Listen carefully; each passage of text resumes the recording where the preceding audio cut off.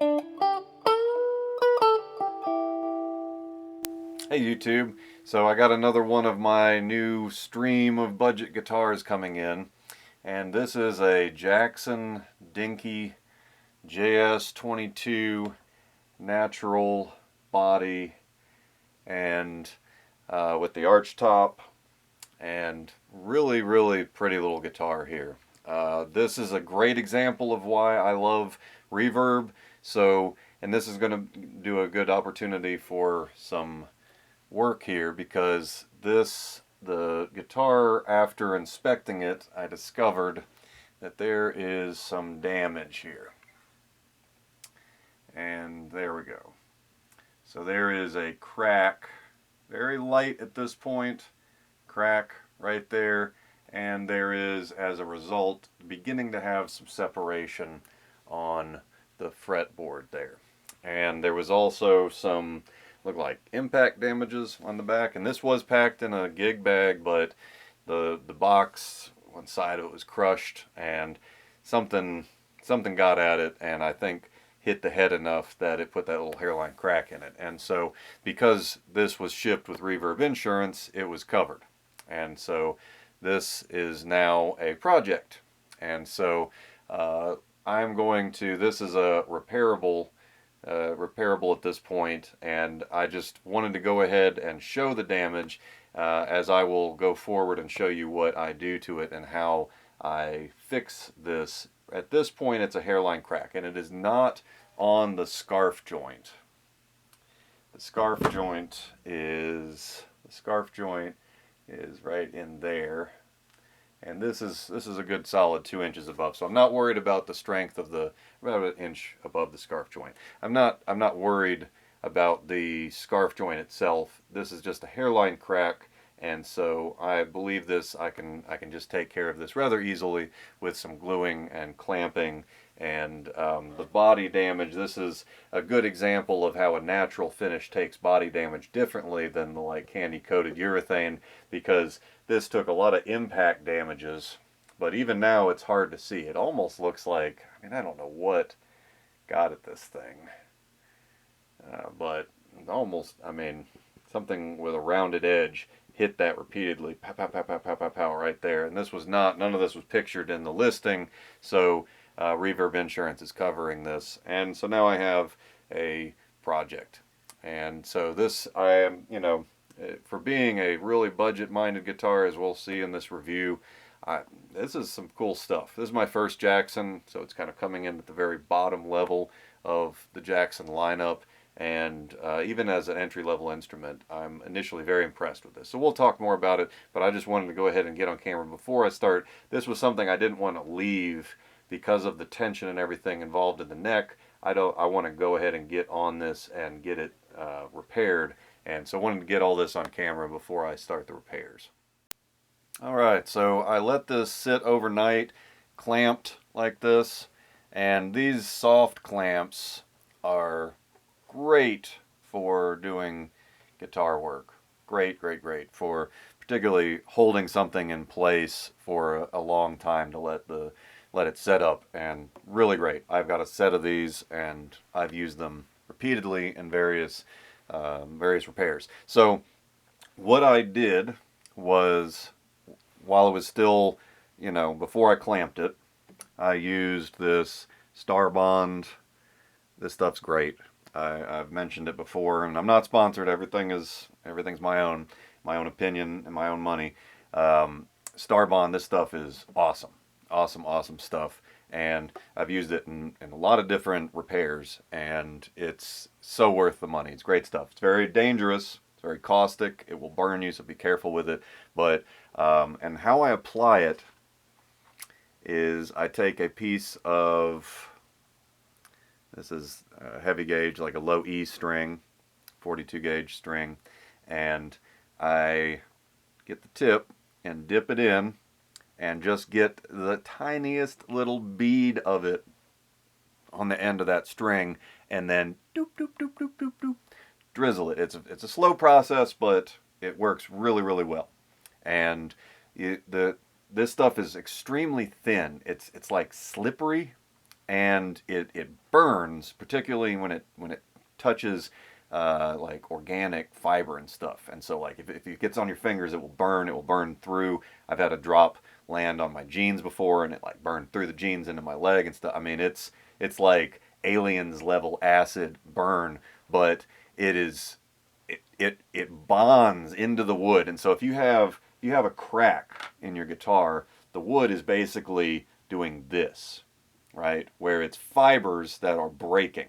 And so if you drizzle some in there into those grooves where it's causing a fibrous rupture, and then you clamp it down so everything pushes back like it was originally, it will bond. I've done multiple neck repairs using this stuff, and I have yet to have one fail.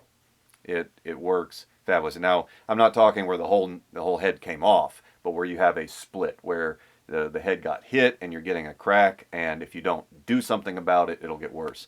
My wife actually, this was early on in our guitar career in terms of we had guitars and played them and stuff, but I wasn't this deep into it yet. And she's got an old Taylor acoustic, beautiful guitar, and the neck had a split. Long story, it was a scam on eBay. They had got her dad all these years ago. And anyway, so they ended up with a busted guitar, but it was a really nice Taylor, and she had played it with the cracked neck, and it's got to be repaired if you're going to play this anymore. And so we took it to a luthier, we took it to a proper music store guitar tech, and they repaired it, but I was not impressed with the repair, and it was starting to crack again. And so I did this to it, used this stuff, the thin super bond, and did my process to it after that, after it started coming apart again, and it's never come apart again. So this stuff is really, really solid, and particularly the way that you apply it by drizzling it into a wound, and it's so thin that it won't just sit on the top, it'll soak.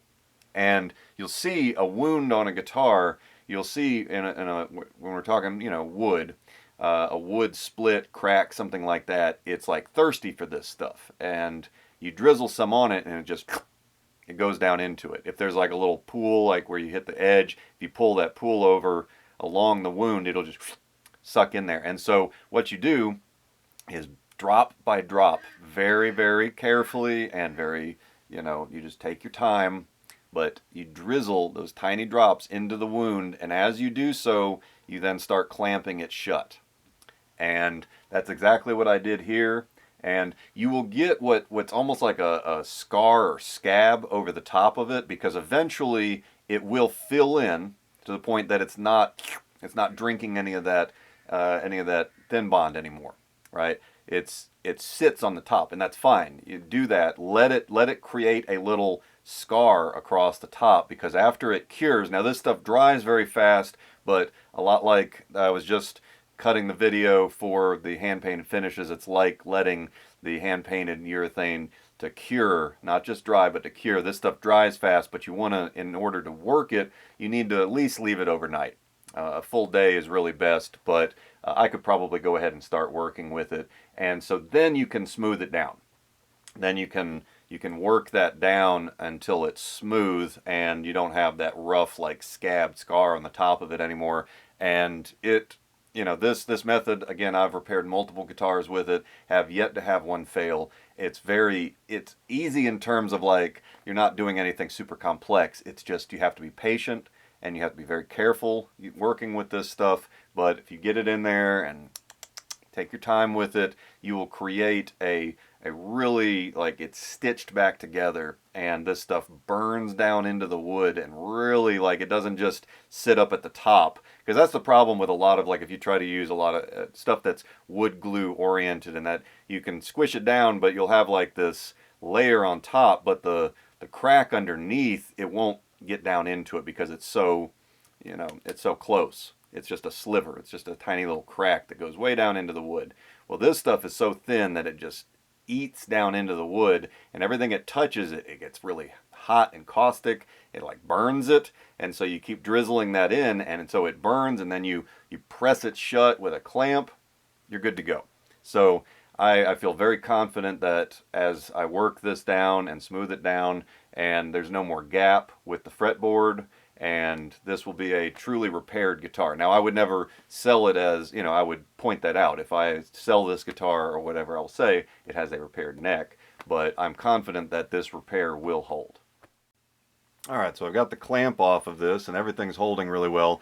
The nut also had broken loose, partially because of the Jackson headstock. It puts a lot of pressure, a lot of lateral pressure on it, and so it kept wanting to like come over. So I went ahead and, now you don't want to use a lot of glue because you don't want any gaps in there, but just a tiny, tiny little bit of this to just help it seat. So I got the nut actually seated in there, and all that's good. But you can see now that there's no more gap. Now I haven't smoothed this down yet, so just showing you right after I got the clamp off of it. And so, but you can see it's all filled in now. I've got it nice and flush there, and it's rough on my hand because of that scab basically.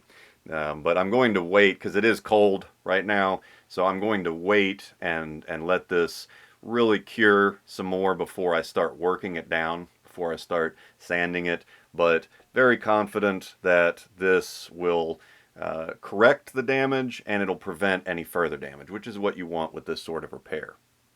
Now, of course, just a nice thing if this doesn't work out, if this does somehow break, like if it gets hit again and decides to break the rest of the way or something like that, this is a bolt-on neck. So I could put another neck on it. At this point, I don't think that's necessary, and I really like the neck on this. It's a very, very nice neck, and it's very thin and wide. I mean, that's what, you know, it's the shredder style where it's very thin, very wide, very flat, so you can, you know, not that I do a whole lot of that, but what attracted me to this guitar was the natural finish. So it's got a little bit more heavy on the neck and stuff, but the natural finish tames it a little bit, and I just like natural finishes anyway. I thought this was a beautiful mahogany body and got a fantastic deal on it, and then, you know, Reverb insuranced it out because of the damage that it took, so it became a project guitar. But very impressed with it, and I think this will get us back on the road. I'm just going to let it cure a while longer before I actually sand down and work over.